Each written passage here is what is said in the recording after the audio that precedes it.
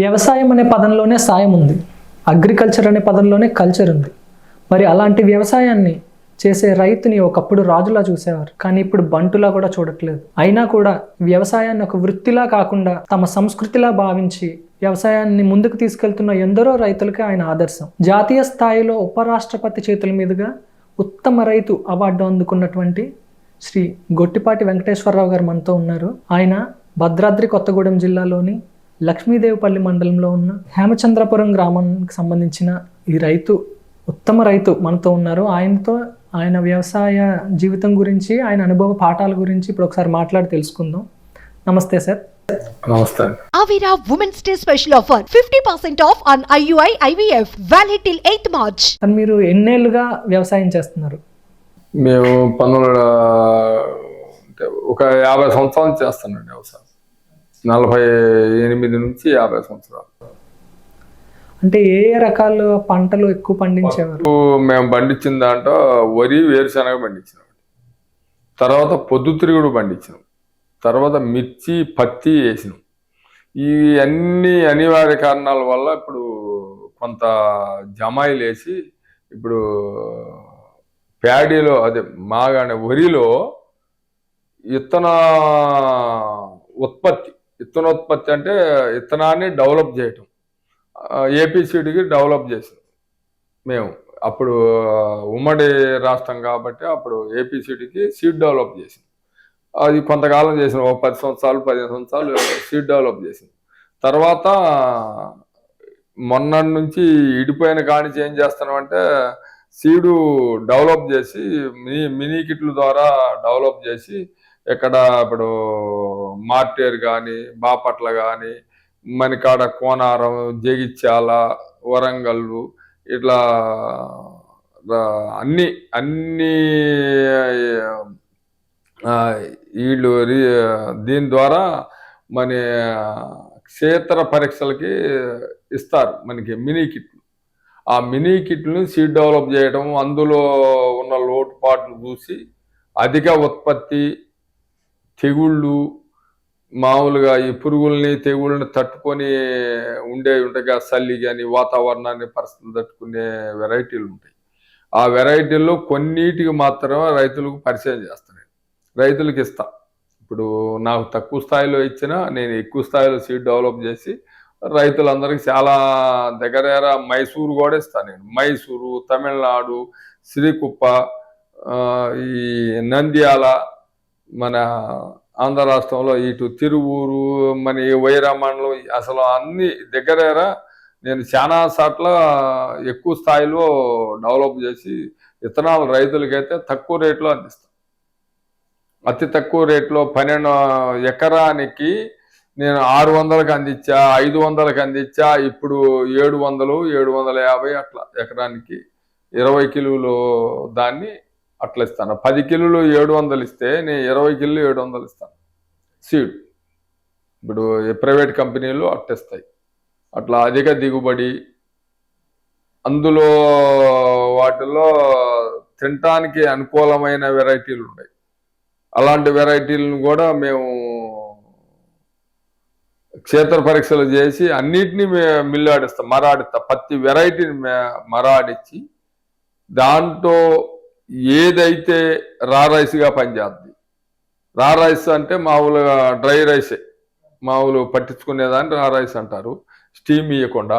అట్లాంటి వెరైటీల్లో మంచిగా ఉన్నాయి, తినటానికి అనుకూలంగా. అంటే మంచి అంటే ఏం లేదు, గంజి పట్టకుండా ఉంటామే, అన్నం గంజి పట్టుకుంటాం, కొద్దిగా టేస్ట్ ఉంటాం. అట్లాంటివి చూసుకొని నేను తినటానికి ఇస్తా. అవి కూడా ఏవైతే మంచిగా ఉన్నాయో వాటిని ఆర్గానిక్ వ్యవసాయం చేస్తాను నేను. ఒక 5 ఎకరాలు మొత్తం పూర్తి స్థాయిలో ఆర్గానిక్ వ్యవసాయం చేయను, ఒక 5 ఎకరాలే చేస్తాను.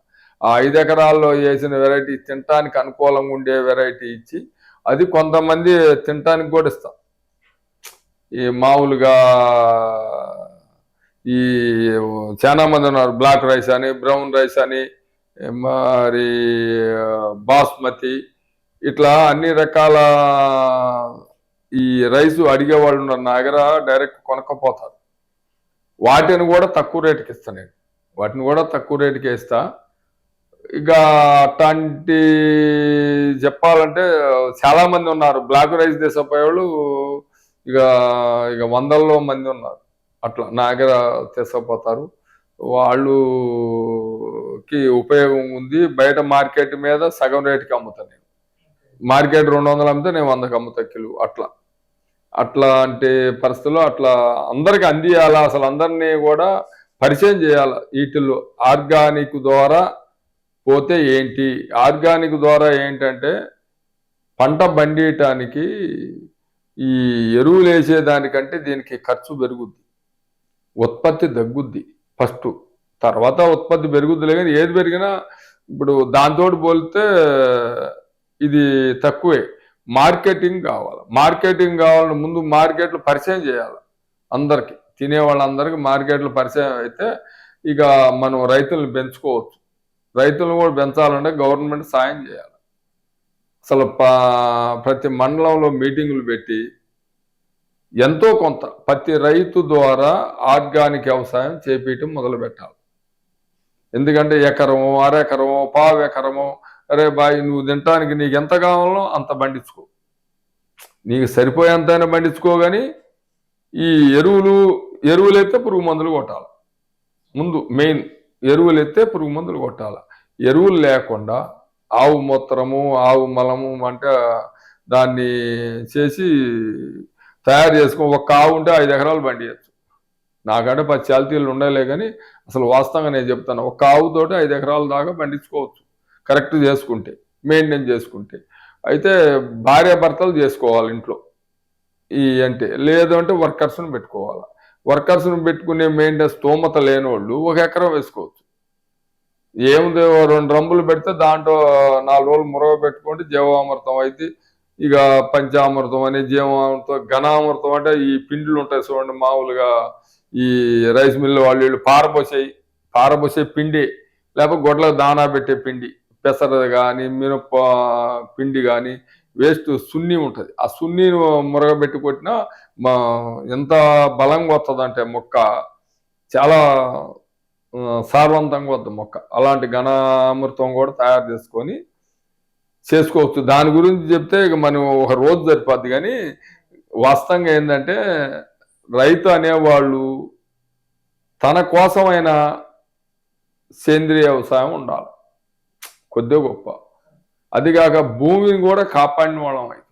ఇప్పుడు గవర్నమెంట్ ఎంత సాయం చేస్తుందంటే మన జీలుగులు ఇస్తుంది చాలా. ఎంత అంటే నామకే వస్త రేటు తోటే మనం సబ్సిడీ ఎక్కువ % ఉంది. ఇప్పుడు అంటే గవర్నమెంట్ మారింది, కానీ పోయిన గవర్నమెంట్ అయితే బాగా ఇచ్చింది. జీలుగులు అయితే కంపల్సరీ ఇచ్చింది, ప్రతి రైతుకి అందుబాటులో ఇచ్చింది. జీలుగులు లేవు అనకుండా అందరికీ ఇచ్చింది. మెట్ట చేయనోళ్ళు దాన్ని దున్నుకొని చేయొచ్చు, మాగాని వాళ్ళు చేయొచ్చు. మాగాని వాళ్ళు ఏదైనా దమ్ములో చేసుకోవచ్చు. మెట్ట చేయని వాళ్ళు కూడా ప్లవ్ వేసుకుంటే అది అడుగును పడిపోద్ది, భూమి సారం అయింది. భూమిని నిస్సారం కాకుండా కార్బన్ శాతం 1% అని ఉండాలి భూమిలో, లేకపోతే మన భూమి ఉండదు. ఇప్పటికే ఎరువులు వేసి పిండి అయిపోయింది. దాంట్లో చిగురు పదార్థం లోపించి ఇప్పుడు పొడి అయిపోయింది. ఆ పొడి అనేది లేకుండా ముఖ్యంగా భూమిని కాపాడాలి. మన తర్వాత వాళ్ళు కూడా బతకాలి. మన తోట అయిపోవటం లేదు. మన తోట కాకుండా మన తోట అయిపోతానికి మనకి భార్య పిల్లలు లేకుండా ఉంటే, ఉత్పత్తి లేకుండా ఉంటే, ఇప్పుడు భూమి కూడా అట్టనే నిస్సారం అయిపోతే ఇబ్బంది లేదు ఇవాళ మనకి. అందుకని మనము మన పిల్లలము మనం ఏమంటాం, మా పిల్లల కోసం ఇగో ఎకరం సంపాదించిన, 6 ఎకరం సంపాదించిన, 1 లక్ష సంపాదించిన, అది కాదు సంపాదించేది. భూమిని నిస్సారం కాకుండా సంపాదించిన వాడే రైతు. దాన్ని కాపాడాలి, భూమిని కాపాడాలనేది నా కోరిక. ఇప్పుడు అంటే అందరినీ నేను అంటలే, నా ఆలోచన చెప్తున్నా, వేరే విధంగా కాకుండా నా ఆలోచన ఏంటంటే మనం భవిష్యత్ తరాలకి భూమిని కాపాడాలి. భూమి నిస్సారం కాకుండా ఉండాలా. భూమి తన భౌతిక ఉన్నటువంటి స్వరూపం మారి వేరే స్వరూపంగా అవుతుంది. ఇప్పుడు భూమిలో ఎన్ని లోపాలు ఉంటాయో సాయిల్ టెస్ట్ చేస్తే అసలు అర్థమైంది. అందులో గవర్నమెంట్ కూడా ముందుకు వచ్చి సాయిల్ టెస్ట్ అనేది ప్రతి రైతు చేయించి సర్టిఫికేట్ ఇవ్వాలి. ఇస్తే ఆ రైతు ఏం ఎరువు వేస్తాడా అని తెలిసింది. అసలు అవసరమైంది వేస్తాడా, అవసరం లేనిది వేస్తాడా. ఇప్పుడు కొత్త కొత్త హైబ్రిడ్ రకాలు వచ్చినాయి, వరిలో వచ్చినాయి, పత్తిలో వచ్చినాయి, మిర్చిలో వచ్చినాయి. పత్తిది హైబ్రిడే ఇప్పుడు, నాన్ బీటీ లేదు, అన్ని బీటీలే. మరి అందుకని అవి ఎక్కువ భూమిని నిస్సారం చేస్తాయి, వాటి ఏరు లోతు పోవటం. మన కృత్రిమ పంటలకి వాటికి తేడా ఉంది. మన పంట ఎప్పుడు 4 అంగుళాల లోతుతోటే బాధ, ఏది మామూలు బీటీ గాంధీ నాన్ బీటీ.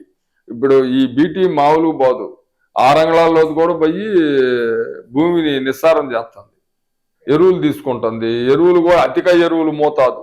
మామూలుగా మనం వీటికి కట్ట వేస్తే దానికి 2 కట్టలు వేస్తున్నారు. ఇప్పుడు మిర్చికి అయితే ఒకవాడు 20 కట్టలు వేస్తాడు. ఏ రకం ఏ ఎరువు అయితే భాస్వరం కానీ, పొటాస్ కానీ, సూపర్ కానీ, మామూలుగా ఈ ఉన్నాయిగా 319 అని, 317 అని, చాలా రకరకాల ఎరువులు ఉన్నాయి, 20 అని. ఇలాంటి ఎరువులన్నీ కూడా ఎట్లా అవుతున్నాయి అంటే అధిక మోతాదులో వేస్తున్నారు. ఆ రైతును నియంత్రించేది కూడా లేదు. నా ఆలోచన ఏంటంటే, ఒక సర్టిఫికేట్, నీకు ఎన్ని ఎకరాలు ఉంది, నీకు ఒక కార్డు ఉండాలి. ఆ ఎరువులు ఏం పంట వేసినవు, ఆ పంటకి ఏం ఎరువులు మోతాదు వాడాలి అనే నియంత్రణ పెట్టినాడే రైతుకి లాభం ఉంటుంది. ఇంకోటి ఏంటంటే భూమి నష్టం కాకుండా ఉంటుంది. ఎందుకంటే ఎవరు ఇప్పుడు తెలిసి తెలియనోళ్ళు, వ్యవసాయం గురించి తెలియటం అంటే వాళ్ళకి అందరూ తెలిసే ఉంటుంది, 90% తెలిసే ఉంటుంది. కానీ ఎరువులు ఎంత మోతాదులు వేస్తే భూమి నష్టపోతుందా అనేది అసలు ఆ రూట్లో ఇంతవరకు రైతులు ఆ రూట్లో మళ్ళలే ఆలోచించట్లా. ఎవరికమే చెరువు మట్టి తోలేది, రెయ్యి బౌలు అనుకోకుండా చెరువుల్లో బండ్లు కట్టి చెరువు మట్టి తోలుకుని, ఎట్ల బండ్లు కట్టి. మరి అలాంటివన్నీ పోయినాయి. చెరువు ఎప్పుడు భూమిని సారం చేసేది, నిస్సారం కాకుండా ఈ పంట కాగానే ఏదో ఒకటి దానికి ప్రతిఫలంగా ఇచ్చేది. కనీసం వ్యర్థాలు ఉంటాయి, పంట వ్యర్థాలు ఉంటాయి. ఆ వ్యర్థాలన్నా కలియదుంటున్నారా, నిప్పు పెడుతున్నారు, కాలుతున్నారు. అది కూడా ఇంకో నష్టం. మరి ఈ నష్టాలన్నీ నివారించాలంటే గవర్నమెంట్ ద్వారానే ఇది, మన ద్వారా ఏం కాదు. మన ఎస్మటి 100 చెప్పినా ఈ చెవితో తింటారు, ఈ చెవితోటి వదిలేస్తారు. అట్లా కాకుండా నియంత్రించే పరిస్థితి, దీని ద్వారా ఎంత నష్టం అవుతుంది అనేది కరెక్ట్గా చూపియాలా. శాల్ టెస్ట్ అనేది ఫ్రీగా చేసి, గవర్నమెంట్ ఫ్రీగా చేసి ఎవరికి కార్డులు ఇస్తే ఆ కార్డు ద్వారా మనం ఎరువులు వాడకానికి ఉపయోగపడతాయి. మనం పంట వేసేది ముందు అంత మునుపు వేసింది పంట ఏంటి, మళ్ళీ వేయబోయే పంట ఏంటి అనేది రికార్డు అవుతుంది. ఆ రికార్డు ద్వారా మనకి తేలిగ్గా రైతుకు కూడా అప్పుడు అర్థమైంది భూమిలో ఏం పోషకాలు ఉంటాయి, ఏం లేవు అనేది వానికి ఈజీగా తెలిసిపోద్ది. అంత లేనోడు ఎవరికైనా కార్డు చూపిస్తే, అరే నీ దానికి అది వద్దురా, భాస్వరం ఎక్కువ ఏ బాగురా అంటాడు. లేదు భాస్వరం లేదురా, చలి ఉంది, చలికి భాస్వరం ఎక్కువ, ఏ మొక్కకైనా చలికి భాస్వరం పొటాసు ఇవి ఎక్కువ, నత్రజని ఎక్కువే ఉంటుంది. ఇప్పుడు ఈ చలికాలం వచ్చాక కొద్ది ఎరువులను ఎక్కువ గ్రహించగలుగుతాయి మొక్క.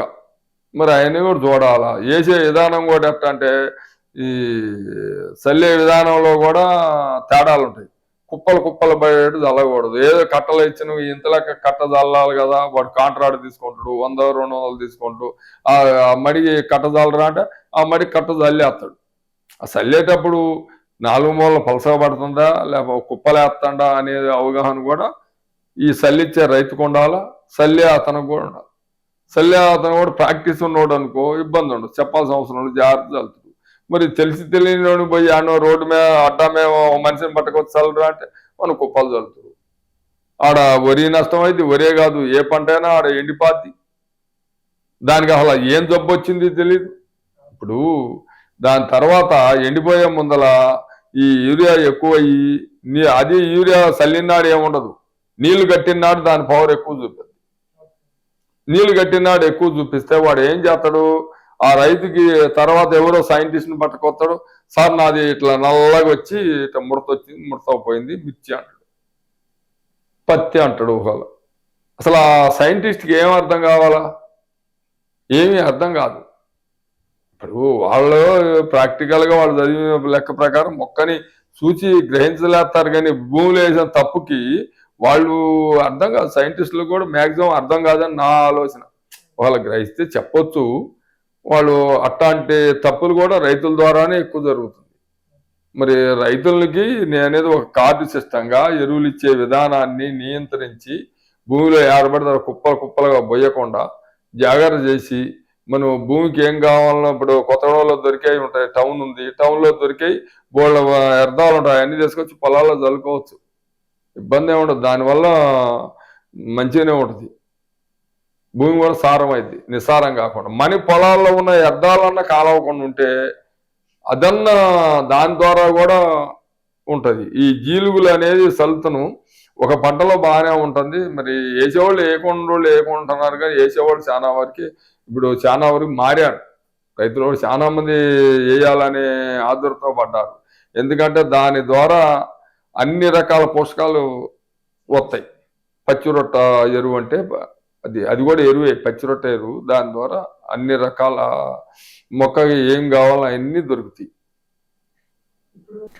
ఇప్పుడు అంటే మీరు చాలా దగ్గర 48 ఏళ్ళుగా వ్యవసాయం చేస్తున్నా అన్నారు కదా, అప్పుడు విధానాలకి ఇప్పుడు అంటే చాలా అడ్వాన్స్డ్గా మనకి మిషనరీ కానీ రకరకాలు వచ్చినాయి, ఇంకా కటింగ్కి కానీ అన్నిటికీ.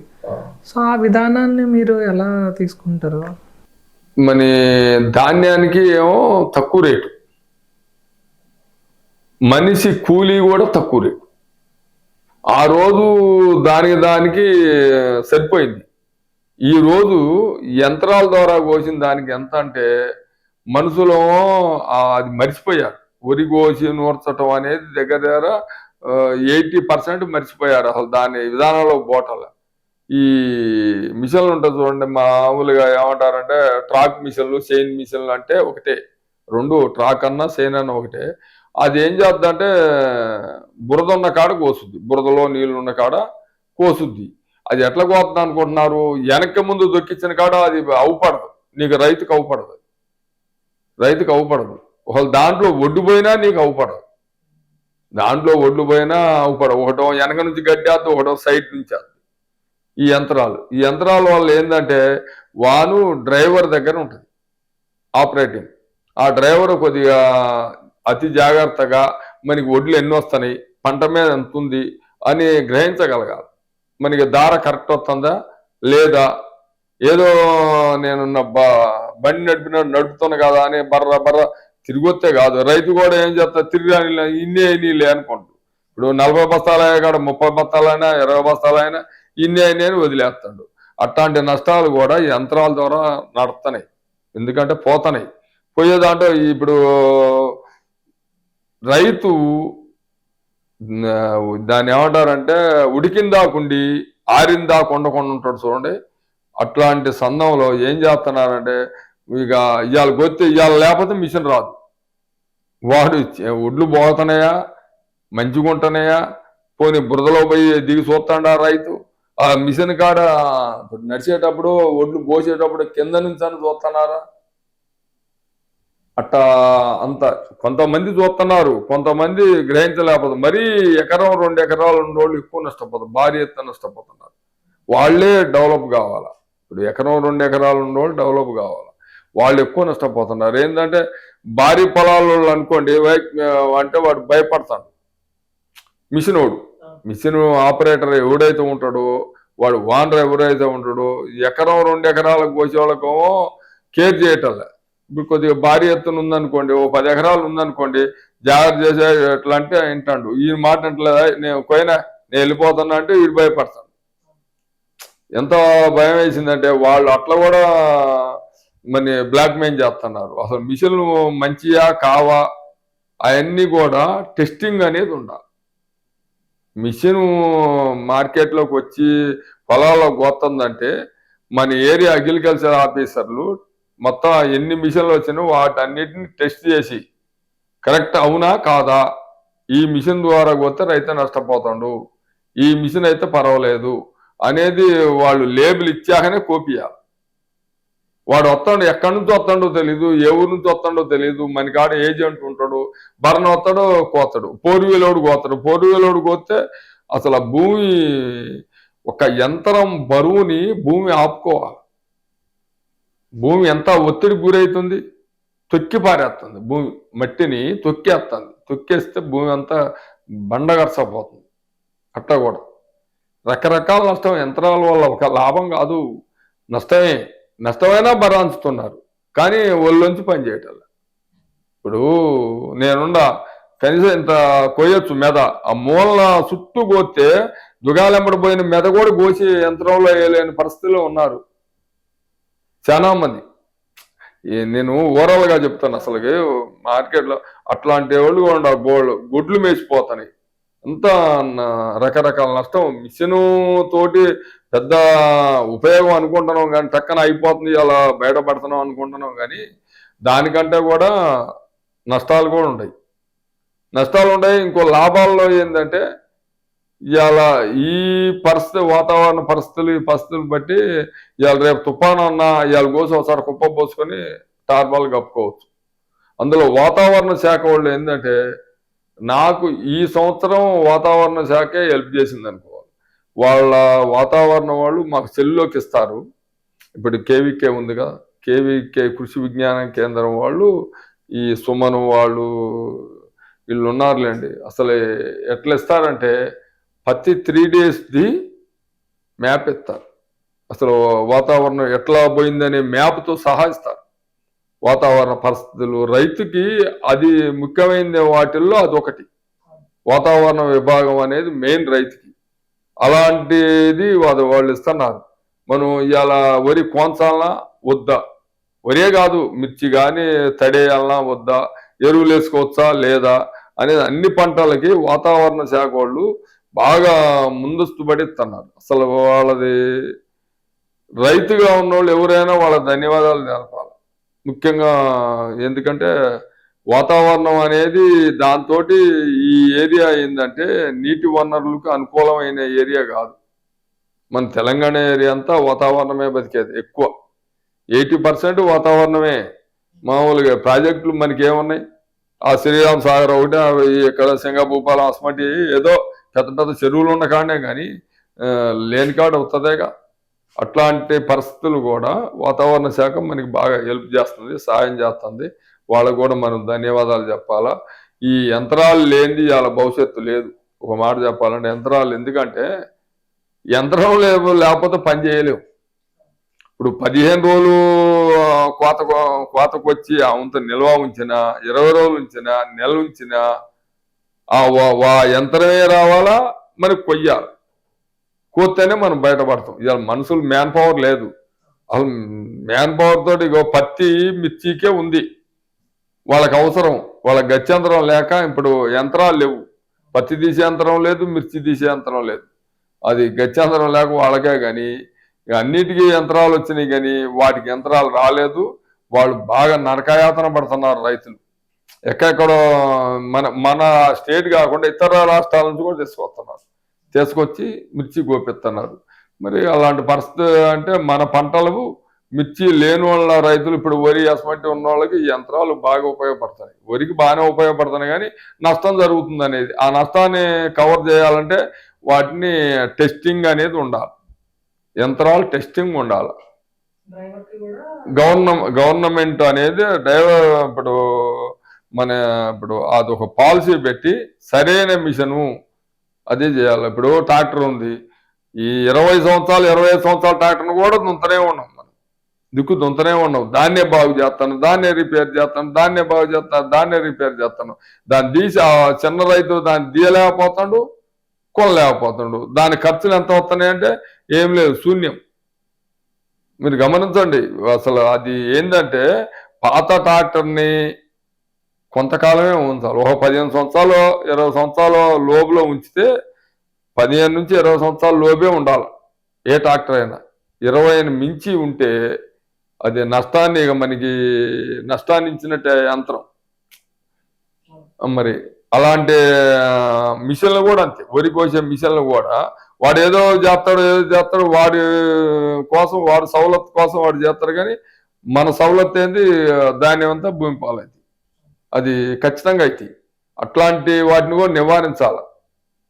రైతుకు కూడా మేలు చేసినట్టు ఈ ట్రాక్టర్ అమ్ముకున్నాడు అనుకో, వాడు బాగుపడ్డట్టే. ఇప్పుడు ఎట్టైనా ఫైనాన్స్లో ఇస్తున్నారు, పోతే పోయింది 5 లక్షలు పోతే పోయినాయి అని తెచ్చుకుంటే మనం భార్య పిల్లలకు ₹1 మిగులుద్ది, మనం డెవలప్ అవుతాడు. లేకపోతే మరి పాత వాటితోటి ప్రమాదమే.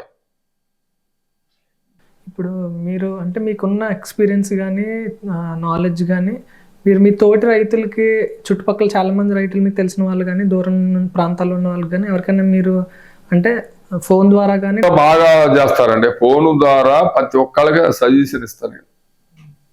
ఎంతమంది రోజు మొత్తం మీద ఒక 20 నుంచి పైనే ఫోన్లు చేస్తాను డైలీ. నా ఫోను కాల్ చూస్తే దాంట్లో చూస్తే లిస్టులో అసలు చేయకుండా ఉండరు.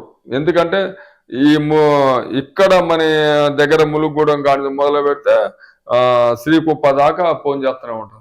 అటు మైసూరు వాళ్ళు ఫోన్ చేస్తారు అందరూ, నంద్యాల కానీ ఇట్లా అన్ని ఏరియాల నుంచి మా చుట్టుపక్కల వాళ్ళు ఫోన్ చేస్తారు.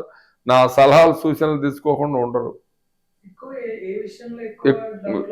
ఎక్కువ వాళ్ళకి ఏంటంటే ఇప్పుడు వరి నారు ఉంది, వరి నారు పెరగటం లేదు, వరి నారు పొచ్చే ముందల, వరి నారు విత్తనాలు నానబెట్టే ముందల, మరి ఎన్ని గంటలు నానబెట్టాలా, ఎట్లా పోయాలా అనే వాటి కోసం ఎక్కువ చేస్తారు. నేను చెప్తా ఒకటే, రైతులు చెప్పేది ఏంటంటే ఒడ్లు 15 గంటల కంటే ఎక్కువ నానబెట్టద్దు, మండే కట్టొద్దు. ఇప్పుడు మనం 15 గంటలు నానబొచ్చా బస్తాలో వడగట్టి, అదే ఇప్పుడు మనం రేపు నానబోతున్న వల్ల ఇవాళ దమ్ము చేసుకొని ఉంచుకోవాలి. ఇది ఉంటుందిగా మామూలుగా మనం వారం రోజులు ముందే దమ్ము చేసి ఉంచుతాం భూమిని, మడిని సదును చేయకుండా మామూలు ఉంచి ఇక ఇవాళ నానబోస్తాం. ఇవాళ నానబోసి ఇవాళ సాయంత్రం 4ంటికో 3ంటికో నానబోసి పొద్దున్న 7ంటికల్ తీసేస్తాం. 7ంటికో 9ంటికో తీసి వడగట్టి బయట పెడతాం. ఆ బయట పెట్టిన అసలు నీళ్ళలో పోసేటప్పుడు కార్బనిజం 1 కిలోకి 2 గ్రాములు ఎత్తిపాయి. 1 గ్రాము వేయచ్చు, 2 గ్రాములు వేసినా నష్టం లేదు. 2 గ్రాములు లెక్క 1 కింటా పోసాం అనుకోండి 200 గ్రాములు. 200 గ్రాములు కార్బనిజం నీళ్ళల్లో కలిపి అది నానబెట్టి, నీళ్ళల్లో కలిపిన పొడి దానికంటే నీళ్ళ కలిపితే ఎక్కువ ఉపయోగం ఉంటుంది. ఎందుకంటే తెగుళ్ళని పూర్తి స్థాయిలో మనకి భవిష్యత్తులో రాకుండా ఉంటాయి. అందులో తెగుళ్ళను తట్టుకునే వెరైటీలు ఉన్నా కలపాల్సింది. కొంతమంది నాది తెగులు తట్టుకుంటుందిగా కలపకుండా ఉండదు, ప్రతి దానికి కలపాలి. ఇత్తన శుద్ధి అనేది అవసరం. ముఖ్యంగా రైతు నేర్చుకోవాల్సింది ఏంటంటే ఫస్ట్ ఇత్తన శుద్ధి. మనం మినువులే చల్లని, పెసలే చల్లని, ఏదైనా సరే ఇత్తన శుద్ధి చేసి భూమిలో చల్లుకుంటే అది మెయిన్. అలాంటి వాటిల్లో 15 గంటలు నానబెట్టగానే బయట తీస్తాం. బయట తీసి బస్తాలో గోనె బత్తాల్లోనే మూట కట్టి ఉంచి కొద్దిగా డ్రై అయితే చల్లటానికి ఈళ్ళు ఉండేటట్టు 4 గంటల సేపు వడగడితే అవన్నీ పొడి పొడి అయితే ఒడ్లు. అప్పుడు పోయి పొద్దున్నే దమ్ము చేసిన మళ్ళీ కొద్దిగా మట్టి అంతా వండంతా కుదురుకున్నాక చల్లుకోవటమే.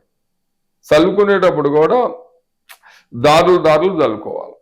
సూర్యరశ్మికి ఆపోజిట్ చల్లుకోవాలి. నాటేసినా దారులు కాలిబాటలు తీసుకోవాలి. నార్మల్లో కూడా కాలిబాటలు తీయాలి. దేనికైనా కాలిబాటలు అనేది ముఖ్యం వరిలో. అట్లా చల్లుకోవాలి. అట్లా అడిగేవాళ్ళు ఎంతమంది ఉన్నారంటే ఇక నారు పెరగటలేదని. నారు పెరగటానికి రకరకాల కారణాలు ఉంటాయి. భూమిలో సాయిల్ టెస్ట్ చేయించి ఉండరు, భూమిలో ఏమి లోపం ఉందో తెలియదు. ఈ చలికాలం నేను ఎక్కువ సజెషన్ ఏమిస్తానంటే చలికాలం భాస్వరం అవసరం, జింకు భాస్వరం. ఈ రెండింటిని జింకు ప్యాకెట్ దొరుకుతుంది, 100 గ్రాముల ప్యాకెట్లో 50 గ్రాముల ప్యాకెట్ దొరుకుతుంది. దాని ఎకరానికి 1 ఎకరం వడ్లు అనుకోండి, దానికి 50 గ్రాములు. అదే 2 ఎకరాలు వడ్లు అనుకోండి 100 గ్రాములు అట్ట జింకుని వేసుకుంటా. మనం డిఏపి ఉంటుందిగా, డిఏపి చల్లుతారు మ్యాక్సిమం. భాస్వరం ఎక్కువ పర్సంటేజ్ అంటే డిఏపిలోనే ఉంటుంది, ఏటిలో అంత పర్సంటేజ్ ఉండదు. ఇక దాంట్లోనే కలుపుకొని చల్లేస్తారు. చల్లుకొని ఒడ్డు చల్లుకుంటే ఇక ఇబ్బంది లేకుండా ఉంటుంది.